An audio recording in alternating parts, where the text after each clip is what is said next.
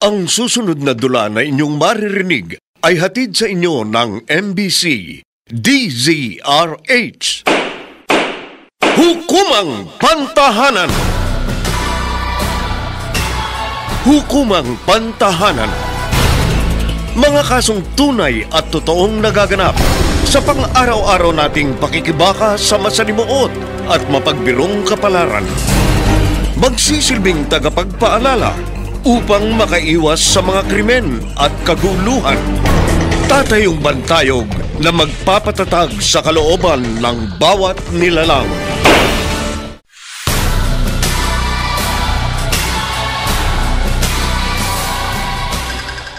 Magandang Sabado ng umaga sa inyong lahat.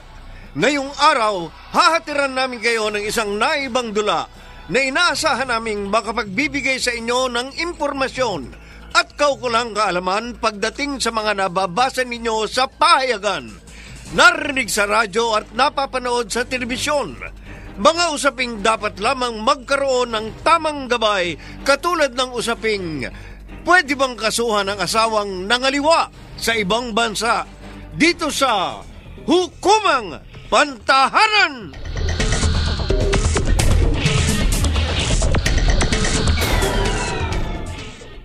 Ano kailangan mo? Ini-istorbo mo paglalaba ko. Alis na ho ako.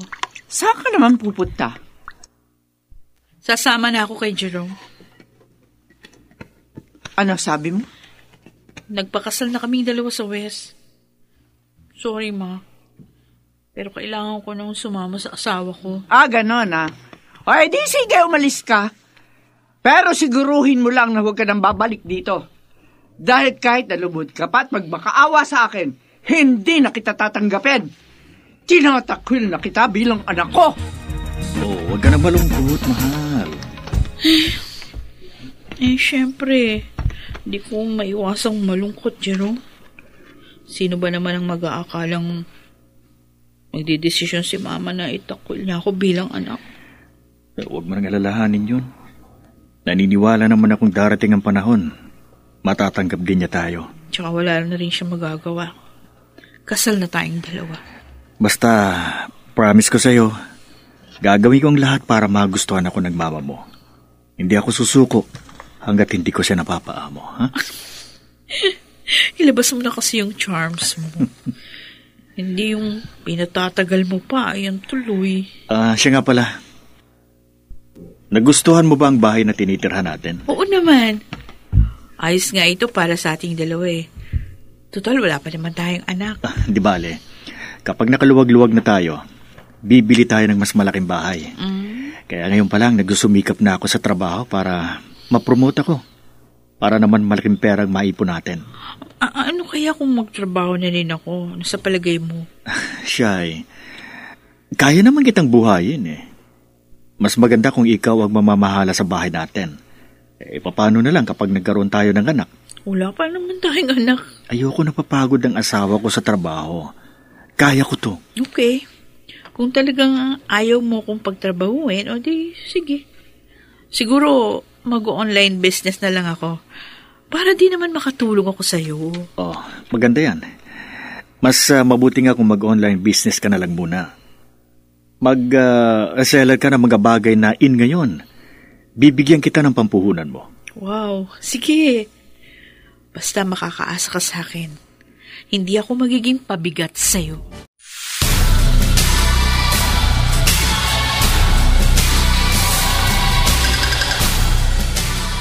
Balikan natin ang dulang Hukumang Pantahanan.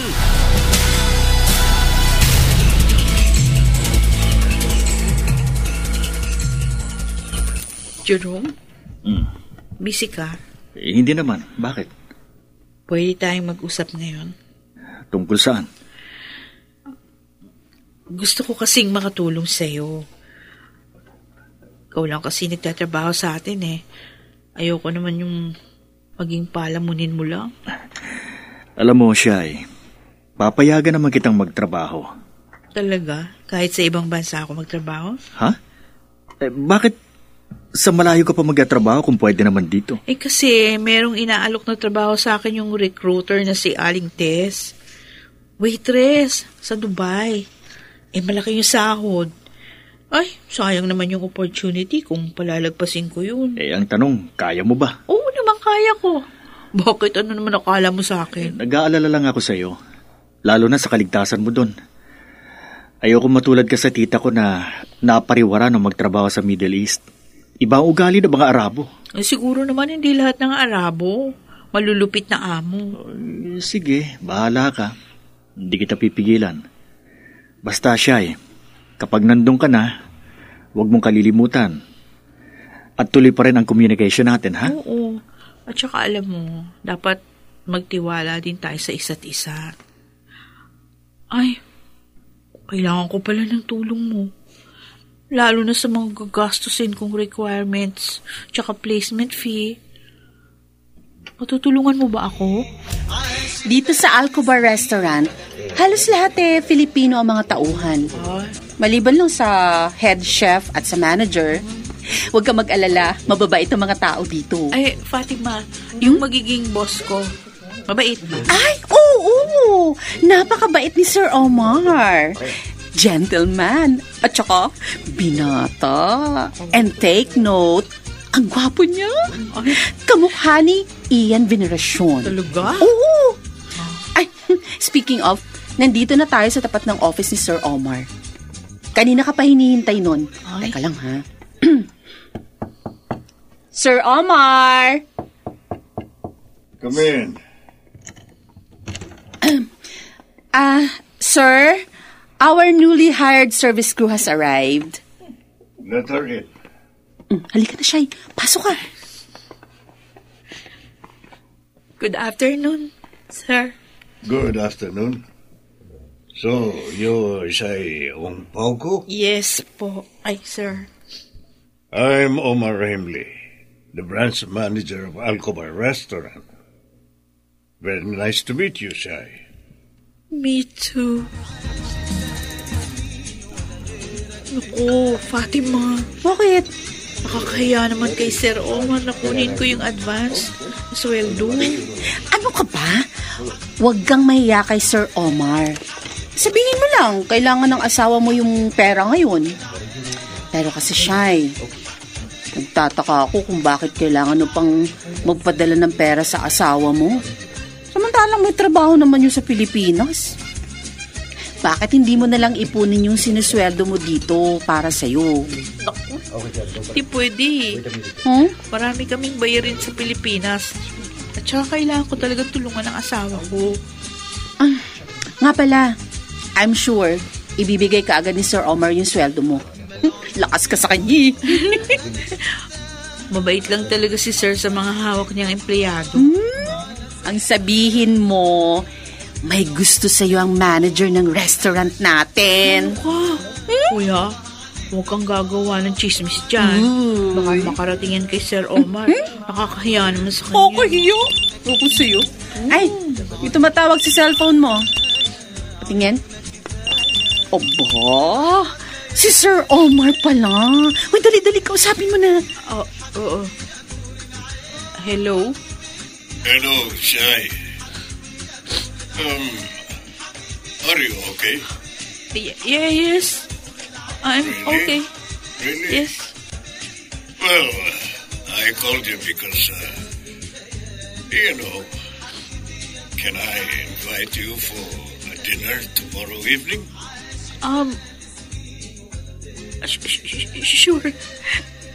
Sure.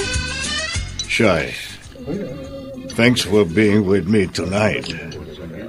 Actually, I enjoyed every second with you. I enjoyed it too.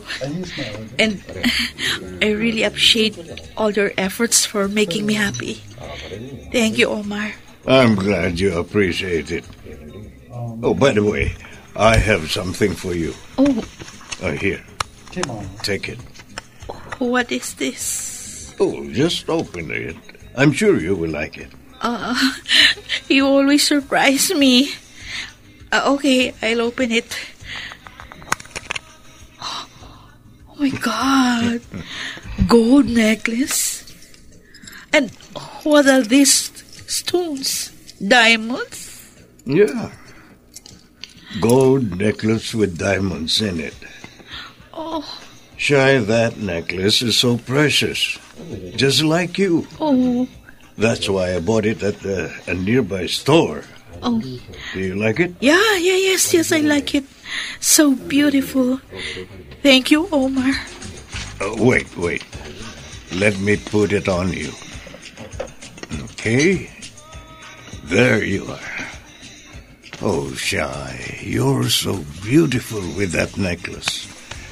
I'm totally speechless. It's so beautiful. I really don't know what to say. May I ask, why are you giving this to me? Because I love you. Really? Do you love me? You know what? I fell in love the first time I saw you. And since then, I always think of you. Even though you're already married to another man, I still can't forget you, Shy. There's something about you I can't let go, and will never let go. God knows how much I love you. Omar. Please, accept me as your boyfriend. Oh. I promise I will love you with all my heart, and I will not make you cry or never do things that you don't like. Actually, I'm ready to marry you and to settle down with you. Please, accept me as your lover. Yes, Omar. I accept.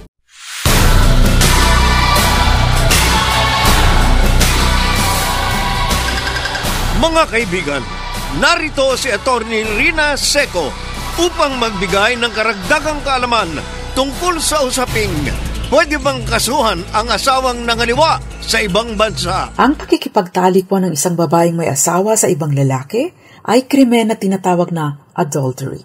Ayon po sa Article 333 ng Revised Penal Code, ito ay may parusang presyon koreksyonal in its medium and maximum periods katumbas ng 2 years, 4 months and 1 day hanggang 6 years na pagkakulong. Gayunman, sa Article 2 ng Revised Penal Code ay may tinatawag po tayong Principle of Territoriality.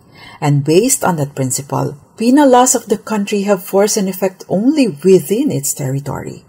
Ang mga batas daw po ng Pilipinas na nagpaparusa sa mga krimen ay may pwersa at epekto lamang sa teritoryong nasasakop ng Pilipinas. Ibig pong sabihin, ang mga krimen na nangyari abroad, kahit pa Filipino citizen ang may kagagawa nito, ay generally hindi maaring usikin dito sa Pilipinas dahil wala pong jurisdiction o saklaw ang Philippine courts. And applying that to our case, abay malabo pong mapanagot ni Jerome si Shy sa pangangaliwa nito kahit pa malinaw ang kanyang ebidensya dahil nga nabuntis na si Shy ng ibang lalaki. Pero, this is only true kung ang nangaliwa abroad ay ang babae o kahit pa ang lalaki kung ang ikakaso po ay concubinage. Iba pong usapin kapag ang kaso ay paglabag sa RA 9262 o violence against women and their children. Kaya warning po sa mga kalalakihan na nangangaliwa sa ibang bansa dahil bagaman at wala pong jurisdiction ng Philippine courts for the crime of concubinage, iba pong usapin kapag ang ikinaso ay paglabag sa RA 9262 o anti-vowsy law. Sa kasong may GR number 212448 na dinesisyonan po ng Supreme Court ng 2018, abay nag-asyong po ng jurisdiction ang Philippine courts sa kaso ng vowsy. Batay po sa facts ng kaso, yung asawang lalaki ay nagtatrabaho bilang chef sa Singapore habang ang kanyang misis at 2 anak ay naiwan dito sa Pilipinas. Nakipag-live-in si chef sa karelasyon nitong Singaporean. Bihira po itong magpadala ng sustento sa kanyang pamilya dito sa Pilipinas. May pagkakataon din ang minsang bumisita si Mrs. kay chef sa Singapore na nagkaroon po ng violent altercation sa pagitan nilang mag-asawa. Sinasabing minaltrato ni chef si Mrs. at ang kanilang 2 anak, bukod pa sa sexual at physical violence nito kay Mrs. sa loob ng isang hotel sa Singapore.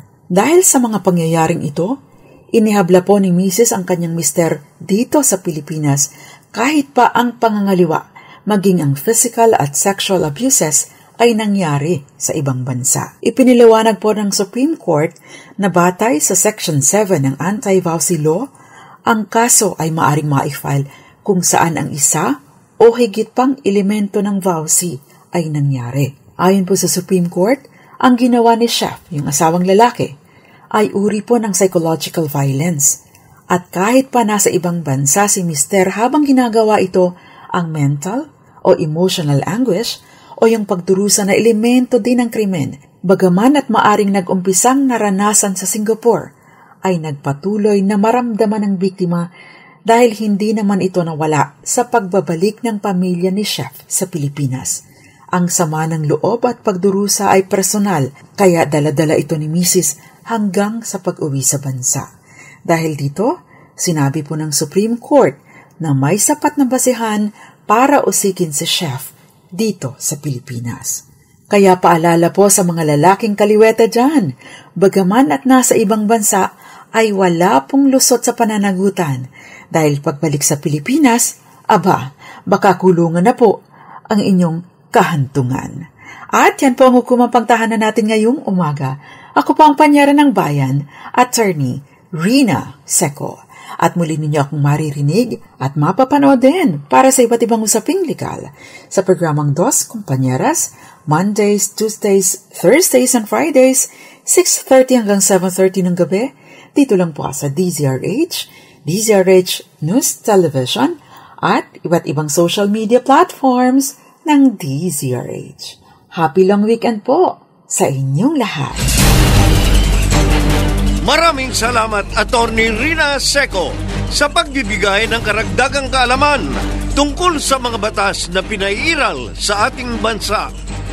Mga nagsiganap, Rosana Villegas, Phil Cruz, Susan Robles, Maynard Landicho Jr., Jenaline de la Cruz at Bobby Cruz. Naglapat ng tunog Jerry Mutia. Sa musika ni Buboy Salonga. Supervisyong teknikal ni Bong Buyar at Eric Lucero. Creative consultant Bobby Cruz. Isinulat para sa radyo ni Krishna Senga. At sa direksyon ng inyong lingkod, Lionel Benjamin. Hukumang Pantahanan!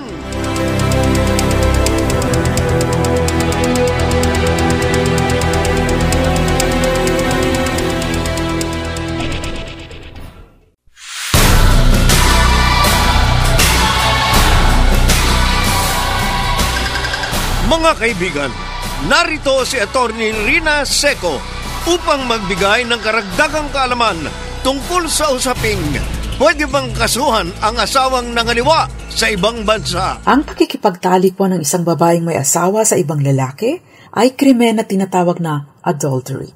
Ayon po sa Article 333 ng Revised Penal Code, ito ay may parusang presyon koreksyonal in its medium and maximum periods katumbas ng 2 years, 4 months and 1 day hanggang 6 years na pagkakulong. Gayunman, sa Article 2 ng Revised Penal Code ay may tinatawag po tayong Principle of Territoriality.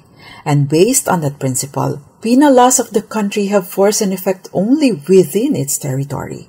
Ang mga batas daw po ng Pilipinas na nagpaparusa sa mga krimen ay may pwersa at epekto lamang sa teritoryong nasasakop ng Pilipinas.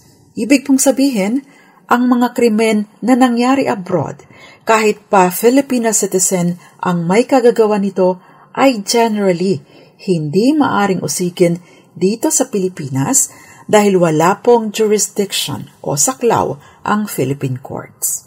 And applying that to our case, abay malabo pong mapanagot ni Jerome si Shai sa pangangaliwa nito kahit pa malinaw ang kanyang ebidensya dahil nga nabuntis na si Shai ng ibang lalaki. Pero, this is only true kung ang nangaliwa abroad ay ang babae o kahit pa ang lalaki kung ang ikakaso po ay concubinage. Iba pong usapin kapag ang kaso ay paglabag sa RA 9262 o violence against women and their children.